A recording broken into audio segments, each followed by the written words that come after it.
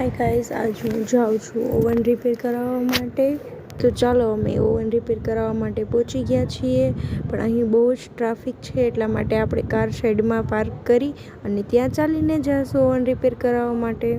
અહીં દુકાન ઉપર ઓવન રિપેર કરાવવા માટે આવી ગયા છીએ, પણ આ કારીગરને કંઈ ખાસ ખ્યાલ નથી આવતો કે ઓવનમાં શું પ્રોબ્લેમ છે ને તે, અને કિશન આરામથી બેઠા બેઠા જોવે છે. ચલો, આ કારીગરને તો કંઈ ખાસ ખ્યાલ ના આવ્યો, એટલા માટે હવે બીજા દુકાન ઉપર જઈએ. ચાલો, બીજા દુકાને આવી ગયા છીએ.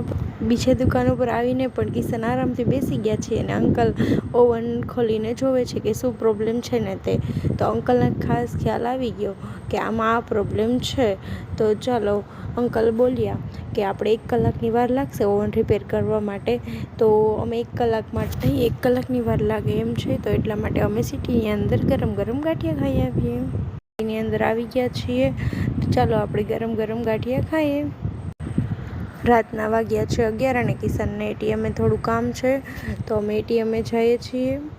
ગરમ ગરમ ગાંઠિયા ખાયા પછી અંકલનો ફરીથી ફોન આવી ગયો કે તમે આવી જાઓ, તમારું ઓવન રિપેર થઈ ગયું છે. ચાલો હવે જઈએ આપણે ઓવન લેવા. ઓવન લઈને ઘરે આવી ગયા છીએ અમે. તો ચાલો તેમાં આપણે સમોસા ગરમ કરીને જોઈએ. ચાલો, સમોસા તો એકદમ સરસ ગરમ થઈ ગયા છે. ચાલો, હવે આપણે ગરમ સમોસા થઈ ગયા છે તો તેને બહાર કાઢી લઈએ અને ગરમ ગરમ સમોસા ખાઈએ.